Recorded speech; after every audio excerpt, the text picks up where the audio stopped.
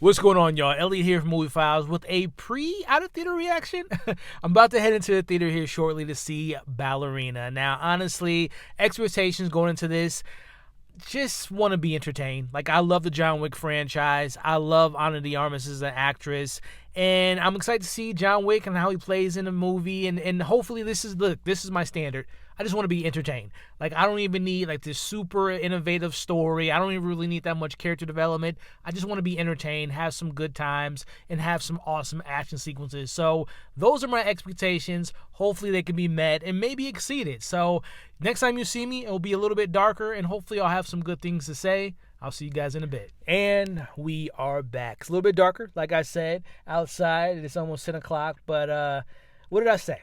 Just give me a competent, entertaining action movie, and goddamn it, that's what I got. And a little bit more, if I'm being honest with you all. Now, is this film perfect? Hell no. Does it have its flaws? Hell yes. Does it stand close to any of the John Wick films? No. But it didn't have to. I talked about Ana de Armas. I'm a fan of hers. You know, what was it, 2019 or 2021? Whenever the latest James Bond, No Time to Die came out, she had that action sequence. I'm like, dude, I didn't know she had that in her. That was her audition tape because, goddamn it, she can carry action scenes. Like, we give all the praise in the world, and rightfully so, to Tom Cruise, Keanu Reeves, a lot of the actors that do their own stunts, right? I'm going to give her flowers because I don't know the percentage, but I'm pretty damn confident that she did most of her stunts, and it shows in this movie. Like, she carries the action, and more importantly, it's believable that she is in these scenes and being so creative and being, you know, the whole John Wick thing, like he can kill someone with a pencil or a book. She can kill someone with her looks because she's, number one, she's attractive. But no, she can handle her own. I really like the Eve character. Now, to be honest, there's not a lot of depth. There's not a complexity to the character. But, you know, there's enough meat on the bone to make you intrigued by her story, even though you've seen it 1,000 times. Now, she is great.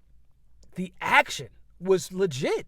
I shouldn't be that shocked because if you are to believe the rumors, Len Wiseman, who I'm not the biggest fan of, you know, did some of the Underworlds, did Total Recall, not that good movies. He's the director, quote-unquote, director of these movies.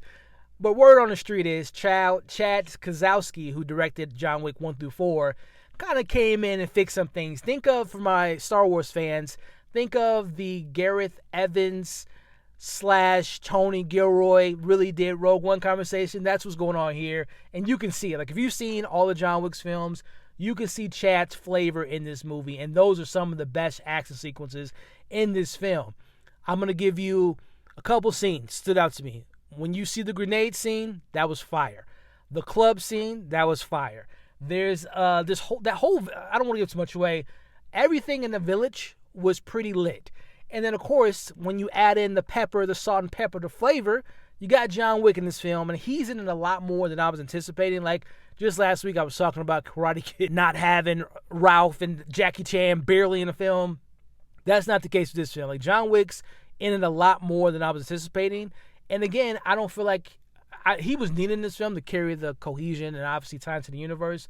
But Ana really does carry a lot of this movie. But going back to John Wick, if you are a John Wick fan, he has some cool moments, and I like that they didn't compromise John Wick to uplift the Eve character. Like, it is very apparent that she is not on his level, so I like that they did that.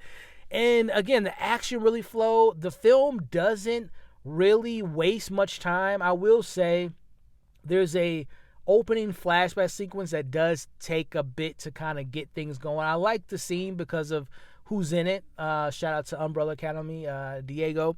But it takes a while, and it feels very tropey. There's a lot of tropes in there. Don't expect anything groundbreaking, but the beginning takes a little bit to kind of get going. But once we hit a certain point, man, we're in the Continental, we're in the streets fighting, we're in the club. Like, this film keeps going. The momentum is definitely there. There's not too many lulls. There's one or two reveals that aren't too entirely that impactful the way the film thinks it is. And I'll just say there's a family element that's a bit of a surprise to Eve that I don't think entirely worked for me. But this is a well-made, competent action film that I would say is above average when it comes to like a lot of the garbage we get on Netflix. So listen, this is not a perfect movie. This is flawed, but the action's legit. Ana carries it. Keanu's great. And I had a fun time, y'all. So with that being said, I'm going to give, I don't even know the full title, From the World of John Wick presents the Ballerina, whatever it is, I'm going to give the Ballerina a 3.5 out of 5, which shocks the hell out of me. So check it out, man. Do you have to run out and see it on the biggest screen possible? No, but I don't think you want to skip out on this. Like, I think you're going to have some fun. Go in like I did. Expectations way down here. And I walked out surprised. So, hey, that's my thoughts on the Ballerina. 3.5 out of 5. I would love to see Eve again. I want to see her again. I want to see her do a sequel. And I want to see Ana get more action roles because she did her damn thing. So that's my thoughts on Ballerina. Check it out. And when you do, let me know your thoughts in the comments below. Like, share, comment, consider subscribing. And I'll catch you all on the next video.